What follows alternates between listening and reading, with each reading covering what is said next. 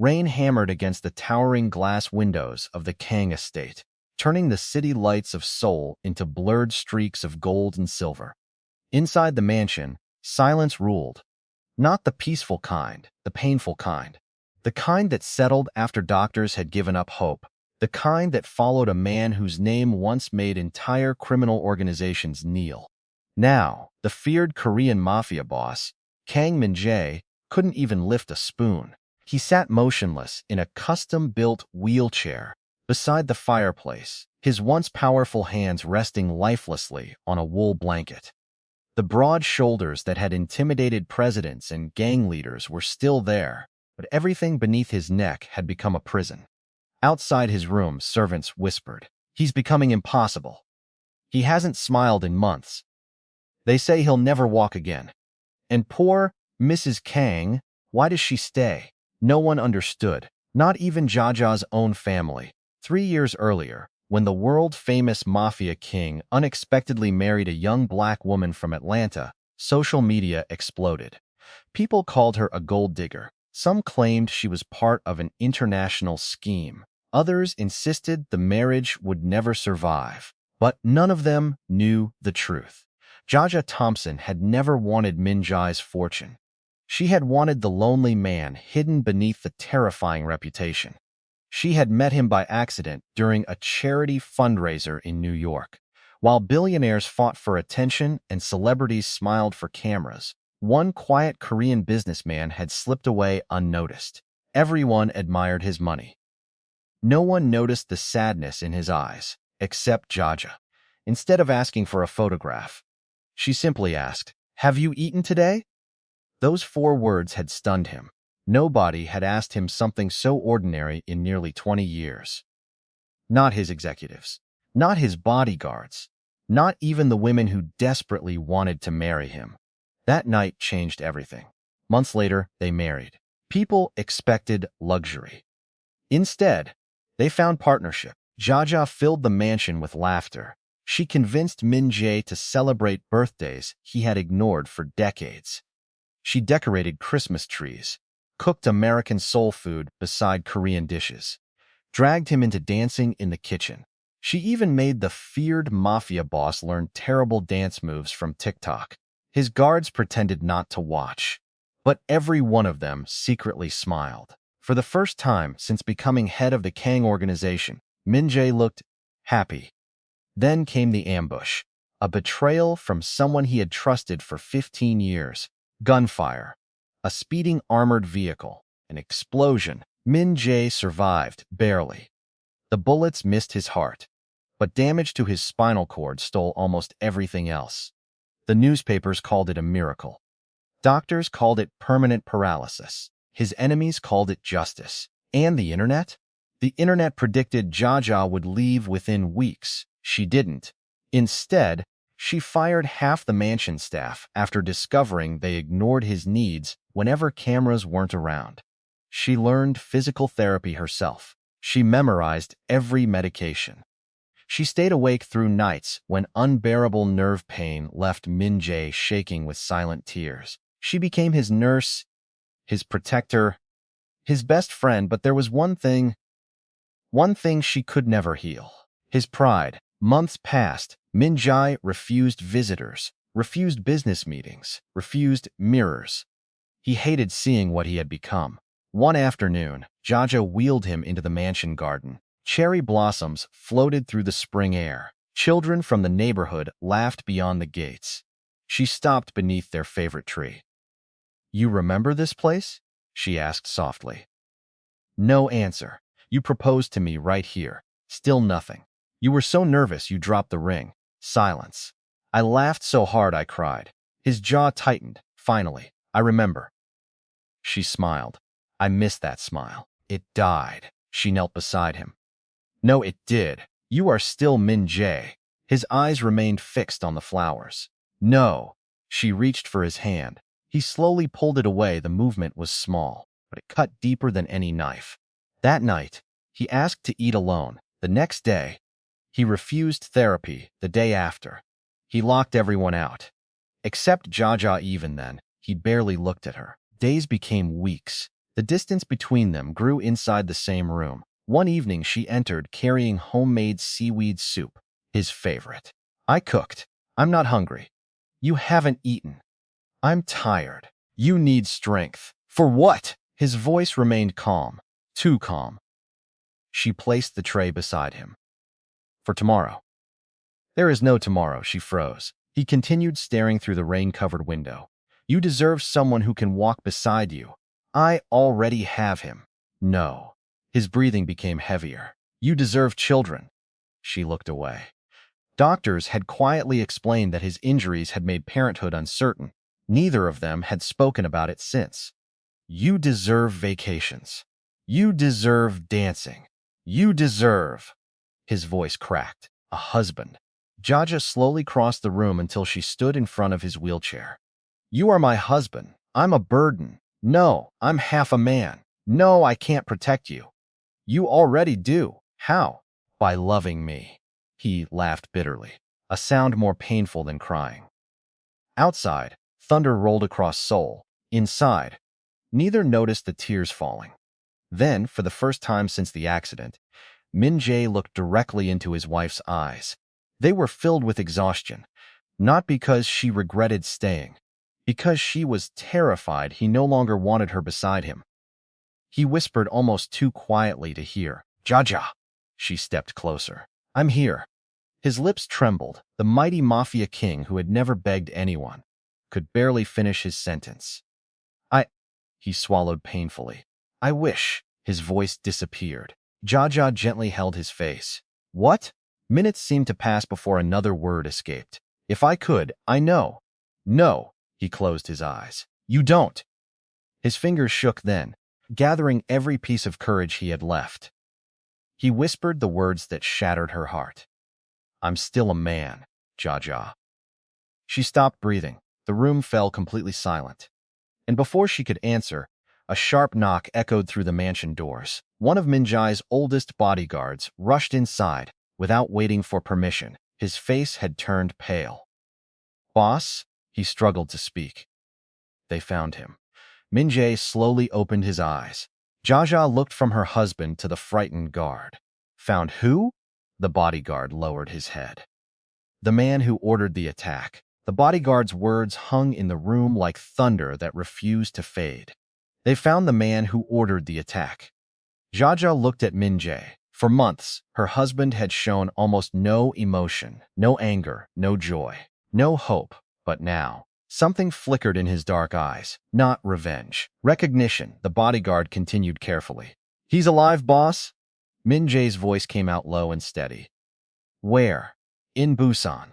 One of our men spotted him trying to leave the country under a false identity. Jaja frowned. I thought everyone responsible was already dead. The bodyguard hesitated. So did we. Min-Jae slowly closed his eyes. There was always one more. The room fell silent again. Jaja had heard countless stories about her husband's criminal empire, but Min-Jae had always kept the darkest chapters away from her. He wanted her to know the man he was trying to become, not the monster he had once been. She gently dismissed the guard. Please give us a few minutes. The man bowed respectfully and left. As soon as the door shut, Jaja turned back to her husband. You knew. Min-Jae nodded. There was someone I never found. Who is he? My brother. Her heart skipped. You never told me you had a brother. I don't. She looked confused. He stopped being my brother 15 years ago. The rain outside grew heavier. Min-Jae stared into the fireplace, his voice barely above a whisper. When my father ruled the organization, we were children. My younger brother, Kang Hyun-woo, laughed all the time. He loved drawing. He hated violence. I protected him. His breathing slowed. Then father chose me to inherit everything. And him? He chose hatred. Jaja listened without interrupting. Our father believed only one son could lead. So Hyun-woo spent years believing I stole his future. You didn't? No. But pain rarely listens to truth. Min-Jae paused. I gave him money. I offered him businesses. I begged him to leave Korea. He refused, and then he disappeared. Jaja finally understood. You think He ordered the ambush. Silence answered her. That night, the mansion felt colder than ever. Security doubled around the property. Bodyguards patrolled every hallway. Phones rang endlessly. Old allies arrived without warning. The Kang organization had awakened again. Yet the man at its center remained trapped inside a wheelchair. Late that evening, Min-Jae called for his chief advisor. Mr. Han entered quietly. He had served the Kang family for nearly 30 years. His hair had turned gray, protecting Min-Jae. "What are your orders, boss?" Mr. Han asked. Min-Jae looked toward the window. "I want him brought here. Alive?" "Alive."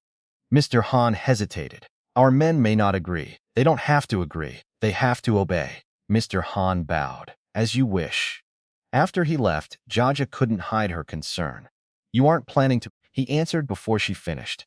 "No, you know what I'm asking." "I do. Promise me." Min-Jae met her eyes. "I promised you on our wedding day that I would never become that man again." She slowly nodded. "I remember. I still keep my promises." For the first time in weeks, she believed him. The following morning, Jaja helped Min-Jae through his physical therapy. It had become their routine, stretching his arms, massaging muscles that refused to cooperate, encouraging tiny movements most people would never celebrate. Every inch mattered. Every finger that twitched felt like a miracle. Halfway through the session, frustration exploded. "I can't," Min-Jae shouted, knocking a therapy ball onto the floor. It rolled across the room. He stared helplessly as it disappeared beneath a cabinet. Jaja quietly walked over, picked it up, and returned.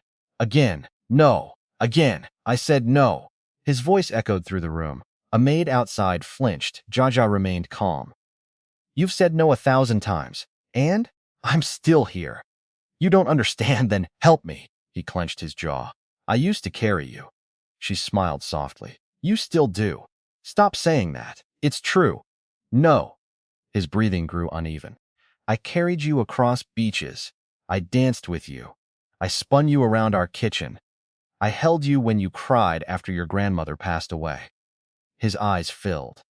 "Now you carry me everywhere." Jaja gently placed both hands over his.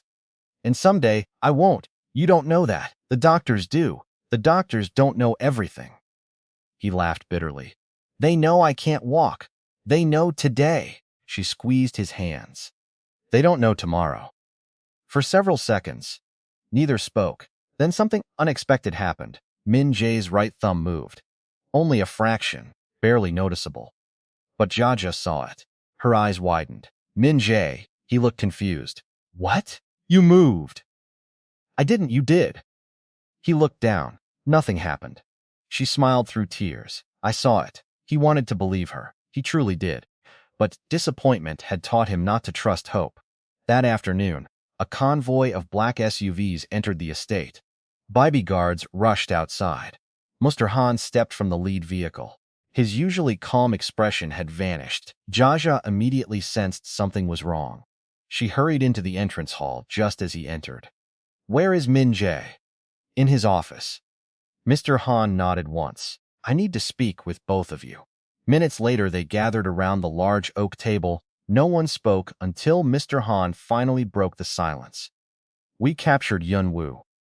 Jaja looked at Min-Jae. Her husband's face remained unreadable. "But," Mr. Han continued, "there is something you need to know before you see him." "What?" Mr. Han slowly placed a thick file onto the table. "It wasn't only your brother who planned the attack." Min-Jae's eyes narrowed. There was someone else. Mr. Han opened the folder. Inside was an old photograph. Jaja leaned closer. The moment Min-Jae saw the face, every color drained from his own. His lips parted. His breathing stopped. "No," he whispered. "That's impossible." Jaja picked up the photograph with trembling hands. Then she saw the familiar smile. The smile of someone they had both trusted. Someone who had stood beside them on their wedding day. Someone they believed was family.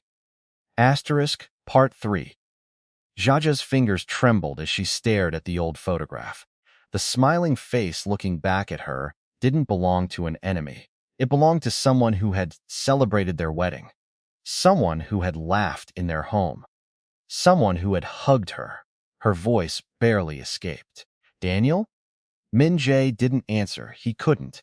The picture showed Daniel Brooks, the man Jaja had introduced to Min-Jae 4 years earlier. Daniel had been her mentor in Atlanta, a former military medic who devoted his life to helping wounded veterans rebuild their lives. After Jaja married Min-Jae, Daniel occasionally visited Seoul, bringing medical equipment, sharing rehabilitation ideas, and encouraging Min-Jae never to give up. He had become family, or so they believed. Mr. Han spoke quietly. Our investigators found encrypted payments. He slid several documents across the table. The money passed through 6 countries before reaching the people who organized the ambush. Jaja shook her head. No, there must be some mistake. Mr. Han wished there were. I prayed there was, but the evidence kept growing. She looked toward Min-Jae. Say something. He remained perfectly still. His eyes never left the photograph. Finally, where is Daniel now? Mr. Han lowered his head. No one knows. He disappeared 48 hours ago.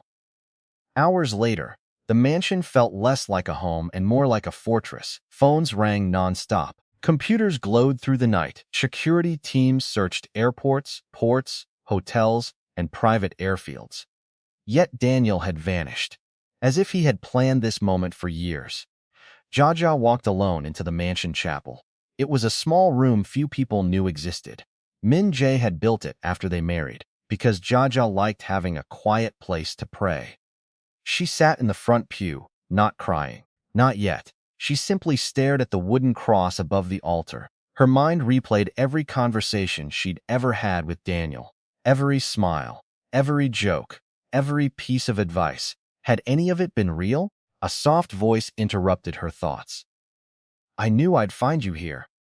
She turned. Min-Jae's wheelchair rolled slowly through the doorway. One of the nurses had brought him. He asked her to leave. Now they were alone. Jaja forced a smile. You shouldn't be awake. I couldn't sleep. Neither could I. He stopped beside her. Neither spoke for several minutes. Eventually, Jaja whispered, Do you believe it? Min-Jae answered without hesitation. No. She looked surprised. But the evidence. Evidence explains actions. It doesn't explain hearts. She frowned. I don't understand. I've watched Daniel. He loved helping people. He never looked at me like a man waiting to betray me. She looked down. So what are you saying? I'm saying someone wants us to believe this. The next morning, the estate buzzed with activity. Hyun-woo had finally arrived. The younger Kang brother was brought into a secure room under heavy guard. His wrists were restrained. His face carried scars that time hadn't healed. When Jaja first saw him, she froze. He looked astonishingly similar to Min-Jae. The same sharp jaw, the same dark eyes. Only harder. Colder, Min-Jae entered in his wheelchair. The guards stepped back. For nearly a minute, the two brothers simply stared at each other. Then Hyun-woo laughed. So, the great Kang Min-Jae finally sits lower than everyone else. No one reacted. Hyun-woo's smile slowly faded. You won't even insult me? Min-Jae's voice remained calm. I didn't come for revenge. Then why? I came for the truth. Hyun-woo leaned back. You already know the truth. You wanted me dead. Yes. Jaja's heart tightened. But, Hyun-woo continued, I didn't order the attack. The room became silent. Mr. Han stepped forward. You're lying. Hyun-woo shrugged. I wanted him dead 100 times. I imagined it. I dreamed about it. But when someone actually approached me, he looked directly at Min-Jae. I refused. Jaja blinked. What? Hyun-woo nodded slowly. A man contacted me 2 years ago. He said powerful people wanted my brother removed. They offered money. They offered leadership. They promised everything. So why refuse? Hyun-woo looked away. Because killing him myself is one thing. Helping strangers murder my own blood. I couldn't do it. Min-Jae studied his brother carefully. For the first time in years, he saw something unexpected. Regret. Real regret. So who approached you? Hyun-woo answered quietly. I never saw his face. He always wore gloves. A mask. and sunglasses. But he hesitated. There was one thing I remember. What? He limped. Everyone exchanged confused glances. A limp? Hyen-woo nodded. His left leg, he walked with a slight limp. Jaja suddenly felt a chill, someone she knew. Someone who visited often, someone who always joked about an old sports injury, had walked exactly like that. Her heart pounded.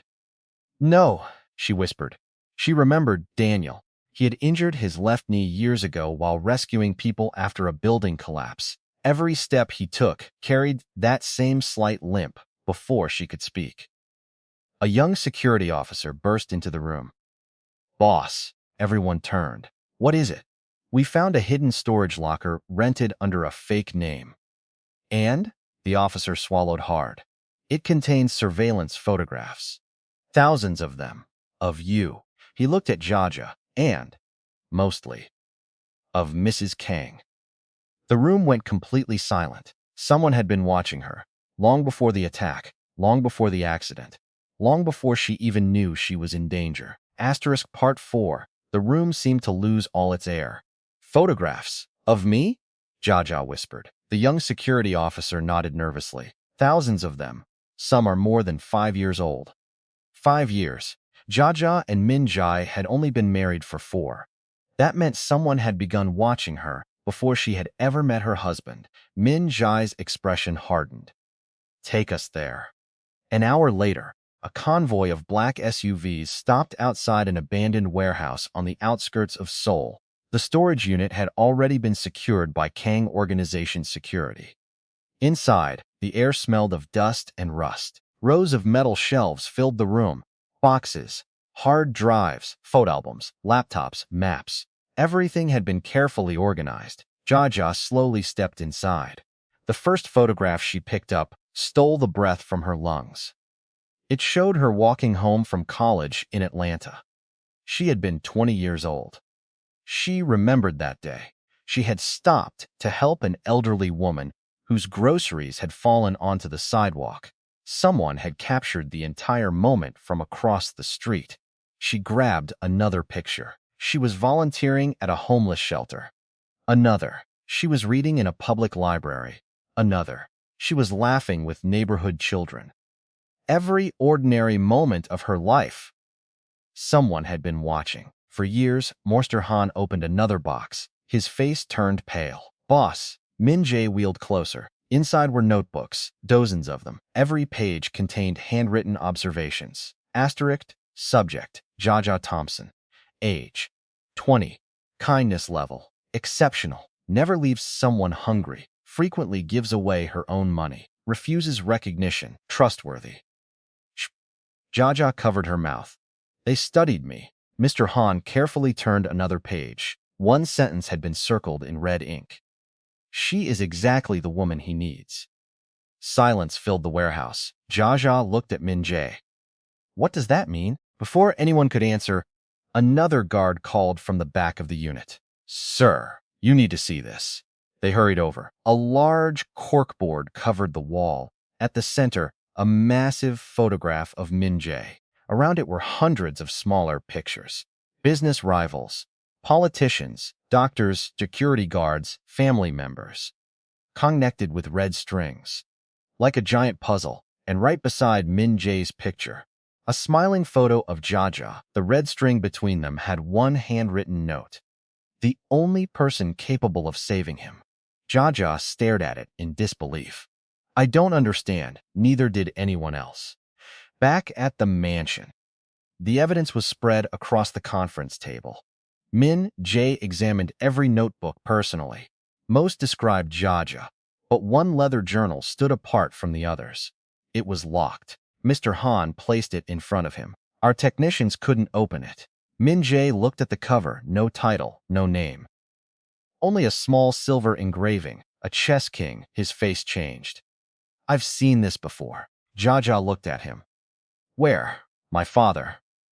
He owned a journal with the same symbol. You think it belonged to him? Min-Jae nodded slowly. There was only one person my father trusted enough to use this mark. Who? My father's strategist. The man who planned every move our organization ever made. What happened to him? He disappeared 25 years ago. Everyone exchanged uneasy glances. If that man had returned, nothing about this was random. That evening, after everyone left the conference room, Jaja quietly entered Min-Jae's bedroom. He was sitting beside the window, watching the rain. She noticed he looked exhausted. Without saying a word, she wrapped a blanket around his shoulders. He smiled faintly. "You always know when I'm cold." She kissed his forehead. "And you always pretend you're not." For a moment, everything felt normal again. Then Min-Jae spoke. "Jaja, If you learn something terrible about me," she interrupted him, "I won't leave. You don't even know what I'm going to say. I don't need to." He lowered his eyes. "There are things I did before I met you. I know. Things I'm ashamed of. I know. I hurt people. I know." He looked surprised. She smiled sadly. "I married a man trying to become better, not a man pretending he was perfect." Tears gathered in Min-Jae's eyes. He had faced bullets without fear. He had negotiated with dangerous men without blinking. Yet this woman, with nothing but kindness, could undo every wall around his heart. He whispered, "You saved me long before the accident." She rested her forehead against his. "And you'll save yourself." The next morning, a breakthrough finally came. A cybersecurity expert rushed into the mansion carrying a laptop. We unlocked one of the hard drives. Everyone gathered around. The screen displayed dozens of video files. The earliest recording was dated 7 years ago. Mr. Han clicked play. A younger Jaja appeared on the screen. She was serving food at a community kitchen. Behind the camera, a man's voice quietly narrated. Subject continues to prioritize strangers over herself. Another clip. Jaja giving her winter coat to a homeless teenager. Another. Helping an injured dog. Another. Paying for a single mother's groceries. Every recording ended with the same sentence. "She still qualifies." Jaja felt goosebumps. Qualifies for what? Nobody answered. Mr. Han opened the newest recording. Unlike the others, this one had been filmed only 3 days before the ambush. The camera showed Min-Jae and Jaja laughing together in the mansion garden. Then, the cameraman accidentally stepped into the reflection of a glass window. It lasted less than 1 second. But it was enough. The room froze. Jaja's eyes widened. She recognized the face instantly. It wasn't Daniel. It wasn't Hyun-woo. It wasn't anyone from the Kang organization. It was someone who had lived inside this mansion for nearly 20 years. Someone who had tucked Min-Jae into bed after his mother's funeral. Someone who had taught him how to tie a necktie. Someone he had called Uncle. Jaja's hands began to tremble so violently that she nearly dropped her phone. The photograph on the screen had been taken only seconds earlier. Someone was close, very close. She slowly turned in every direction. Doctors hurried past pushing stretchers. A little girl laughed as she chased a balloon. Nurses discussed patient charts. Everything looked perfectly normal, yet somewhere among the crowd, someone was watching. Watching her reaction, watching her fear. Her breathing quickened. She pressed the emergency button on the small communication device. Every member of Min-Jae's security team carried. Within seconds, 4 bodyguards rushed into the hallway. "Mrs. Kang," she held up her phone. "Someone sent this." The leader's expression hardened. "Lock down the building." Immediately, security officers blocked every entrance and exit. Hospital administrators protested. Patients complained. No one was allowed to leave. Inside the rehabilitation room, Min-Jae instantly recognized the look on Jaja's face. Something was wrong, very wrong. "What happened?" Without speaking, she handed him the phone. He read the message once, then again. His expression didn't change. But Jaja noticed something no one else did. His right hand. The hand doctors believed had almost no strength, slowly curled into a fist. For months, he had struggled to move even a finger. Now anger had awakened muscles that hope could not. Mr. Han noticed it too. His eyes widened. "Boss." Min-Jae ignored him. Instead, he looked at Jaja. "Did you see anyone?" She nodded. "An old janitor. Describe him." She did. Gray hair, thin face, gentle smile. A slight limp. The room became silent. A limp, Mr. Han whispered, Agon. Always the left leg. 2 hours later, security teams finished searching the entire hospital. Nothing. No suspicious janitor. No hidden cameras. No trace of the man. It was as though he had disappeared into thin air. One investigator approached Mr. Han carrying a maintenance uniform. We found this in a supply closet. The uniform was neatly folded, no fingerprints, no identification badge inside one pocket. A single white chess piece, a king. Mr. Han handed it to Min-Jae. The Mafia boss stared at it quietly. Then he smiled, not with happiness, with recognition. I know this game. Jaja looked confused. What game? Min-Jae turned the chess piece over. Someone had carved a tiny symbol underneath. A raven, his face darkened. I thought they were gone. Who? He answered in almost a whisper. The Black Ravens. That evening, back at the estate, Min-Jae finally told Jaja about the one chapter of his life he had always hidden. 20 years ago, he began, before I became head of the organization, there was another group. They weren't interested in money. They collected information. They knew everyone's secrets. Dots. Politicians, judges, military officers, billionaires. They believed information was worth more than gold. Mr. Han continued the story. They recruited brilliant people, hackers, psychologists, former intelligence agents, professional trackers. They could destroy someone without ever firing a gun. Jaja slowly understood. They watched people for years. Min-Jae nodded. They learned every habit, every weakness, every fear. And when the time was right, they struck. She looked at the mountain of photographs again. So they chose me? No. Min-Jae's voice became unusually gentle. They were preparing for me. Jaja frowned. What do you mean? He looked into her eyes. They knew the only way to break me was never through bullets. He swallowed hard. It was through you. Later that night, unable to sleep, Jaja wandered into the mansion library. The house was unusually quiet. Most of the security team remained outside searching for leads. She poured herself a cup of tea.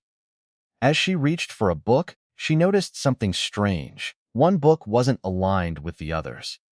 She gently pulled it. Click. A soft mechanical sound echoed.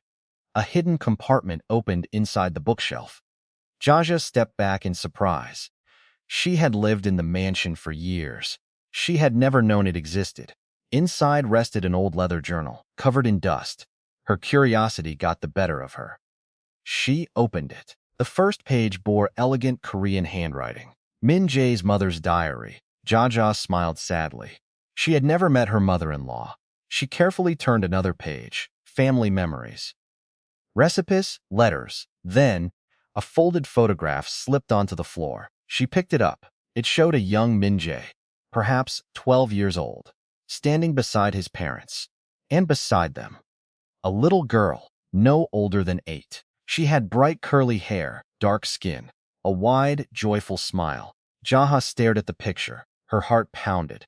The little girl looked exactly like her. Impossible. She turned the photograph over. Written on the back, in faded ink, were 6 words. The promise must be kept forever.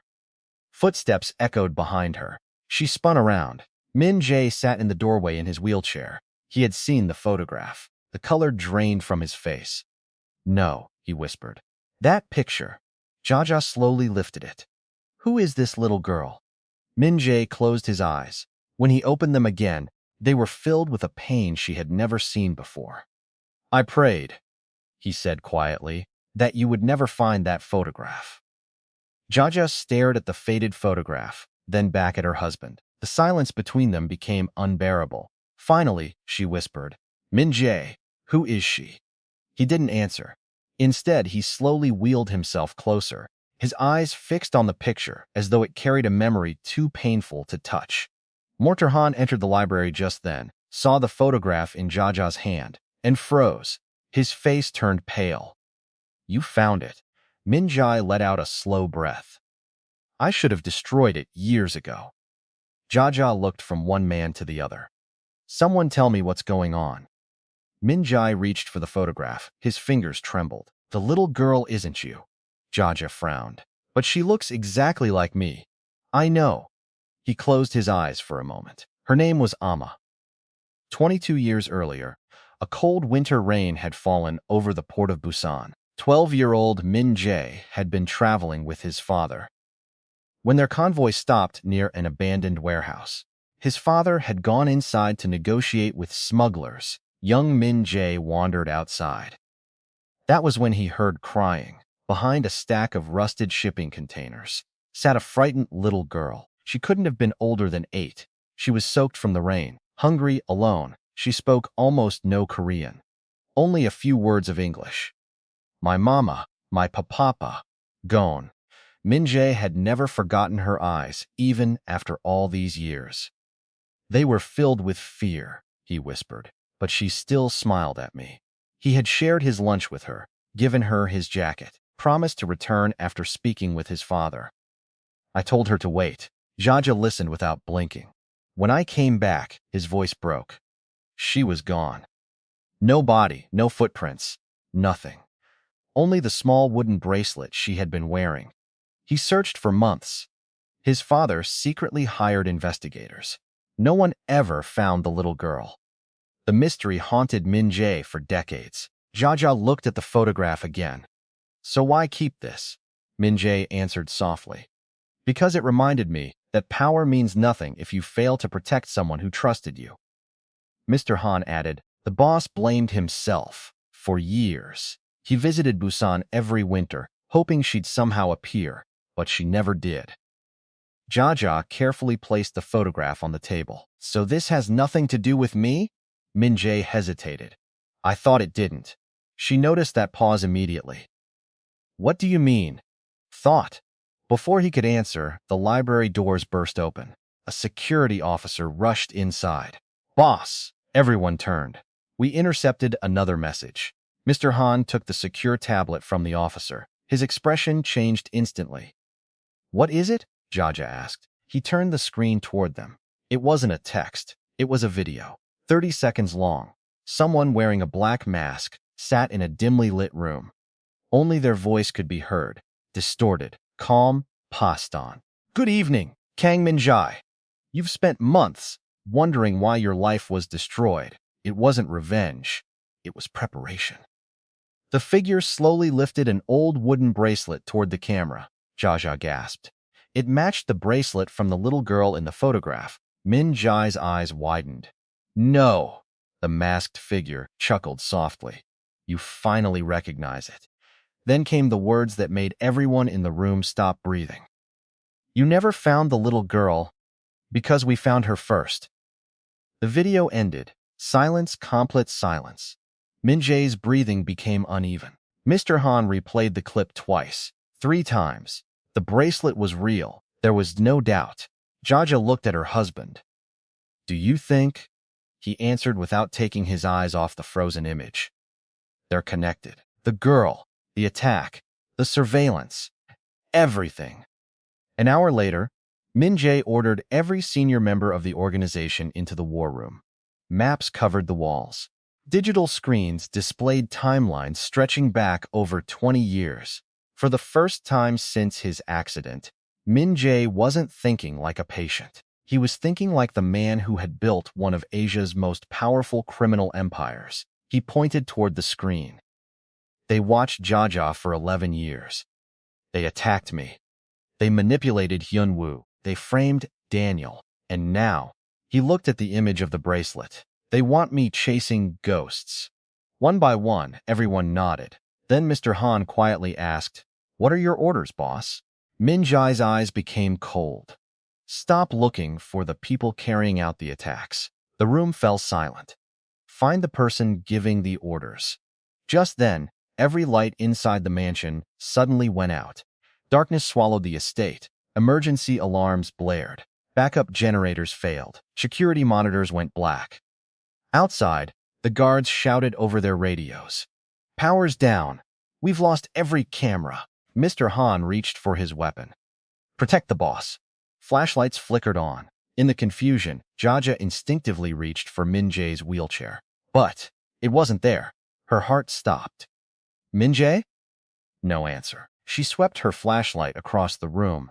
The wheelchair had vanished, so had Min-Jae. All that remained where he had been sitting was another white chess king. And beneath it, a handwritten note. A king who cannot move is easiest to steal.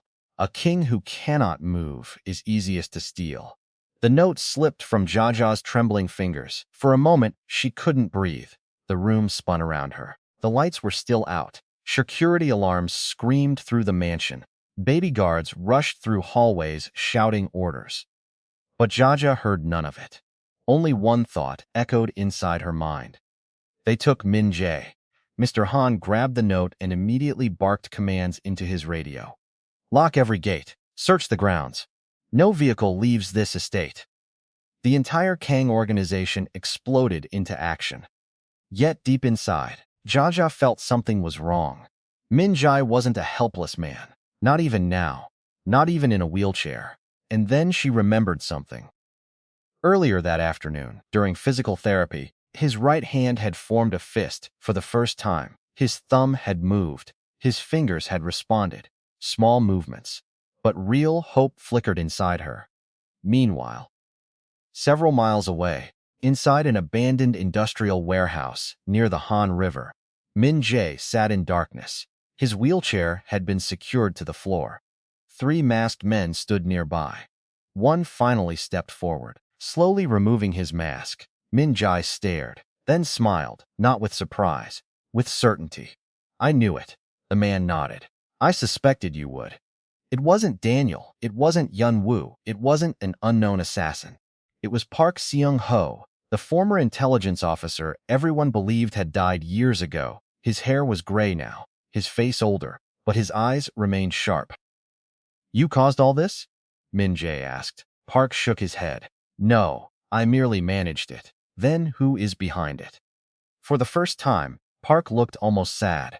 You still don't understand. He placed the wooden bracelet on a table. The answer has always been the same. The little girl. Back at the estate, the power finally returned. Security systems rebooted. Surveillance footage began loading. Thousands of camera feeds flashed across screens. Then one technician shouted, "Wait!" Everyone rushed over. A hidden message had appeared on every monitor, a set of GPS coordinates. And beneath them, a single sentence. Come alone, Jaja. Mr. Han immediately objected. Absolutely not. But Jaja was already reaching for her coat. They want me. It's a trap. I know. We'll send a team. No. She looked at him calmly. They've spent 11 years watching me. If they wanted me dead, they had plenty of chances. Nobody could argue with that. 1 hour later, Jaja entered the abandoned warehouse. Alone. At least that's what their enemies believed. Unschronal to them, dozens of Kang's security teams quietly surrounded the area from a distance. Inside, the building was silent, cold empia. Until she saw him. Min-Jae. He looked up. Relief flooded his face. Then another figure stepped into the light. Park Seung-ho, the former intelligence officer, the architect of the nightmare. Jaja expected rage. Instead, she saw tears in the old man's eyes. What do you want? She demanded. Park looked at her for a long moment. Then he gently placed the wooden bracelet into her hands. You deserve the truth. For years, Park had carried a secret. 22 years earlier, he had been investigating a human trafficking network operating near the port of Busan. During one raid, officers discovered several missing children. Among them, a little girl named Amma, the same girl from the photograph, the same girl Min-Jae had tried to help, the same girl who vanished. Park's voice trembled. She survived. Jaja's heartbeat quickened. What happened to her? She was adopted, taken to America, given a new name. Silence filled the warehouse. Park looked directly into her eyes. You. Jaja froze. No, you are Amma. The bracelet slipped from her fingers. No. Park handed her several faded documents, adoption records, immigration files, old photographs, DNA reports. Every piece pointed to the same impossible truth. The little girl Min-Jae met as a child had grown up to become Jaja, the woman he would eventually marry, the woman who had unknowingly carried the answer for decades. Tears filled Jaja's eyes. She couldn't speak, couldn't think, couldn't breathe. All those years, all those coincidences, they were never coincidences at all. Min-Jae sat speechless. For the first time in his life, the feared Mafia boss looked completely vulnerable. Park lowered his head. I watched over her. Jaja looked up. What? When I found her as a child, I promised I would protect her. I followed her life, her schools, her jobs, her travels. His voice broke. I became obsessed. The photographs, the surveillance, everything suddenly made sense. Not hatred, obsession. Protection twisted into something unhealthy. But I never meant for Min-Jae to be attacked. Park's face hardened. Others inside the Black Ravens wanted access to the Kang organization. They used my surveillance network. They manipulated information. The attack went further than I ever intended. For the first time, genuine regret appeared in his eyes. Police sirens echoed in the distance. The warehouse had been surrounded. Park heard them too. His shoulders relaxed. It's over. He looked at Jaja one final time. You were always safe. No, she whispered. I was watched. The old man nodded slowly. You deserved better. Then he surrendered peacefully. No gunfire, no final battle, no revenge. Only consequences. Several months later, spring returned to Seoul. Cherry blossoms drifted through the gardens of the Kang estate. The investigations ended. The Black Ravens were dismantled. Daniel was cleared of every accusation. Hyun-woo began rebuilding his relationship with his brother, and Min-Jae continued rehabilitation. Every day, without fail. One afternoon, Jaja sat beneath the same cherry blossom tree where Min-Jae had once proposed. A familiar wheelchair rolled toward her. But something was different, very different. When Min-Jae reached her, he stopped, placed both hands on the armrests, took a deep breath, and slowly, painfully, rose to his feet. Only for a few seconds, only with support, but he was standing. Jaja's eyes filled with tears. So the doctors were wrong. Min-Jae smiled. They've been wrong before. She laughed through her tears. The sound echoed through the garden.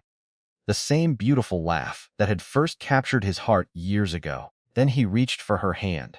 The same hand he had once feared he could no longer hold as a husband. This time, his grip was steady, his eyes locked onto hers, warm, certain, full of life. The man who once believed he had lost everything finally understood the truth. Strength wasn't measured by power or wealth or even the ability to walk. It was measured by the people who stayed when life became difficult, and through every storm, every secret, every heartbreak. Jaja had stayed. Together they watched cherry blossoms dance across the sky, not knowing what tomorrow would bring, but no longer afraid of it. Like, subscribe, and support my channel. I really need your support. If you enjoy my video, please share it and leave your feedback in the comments.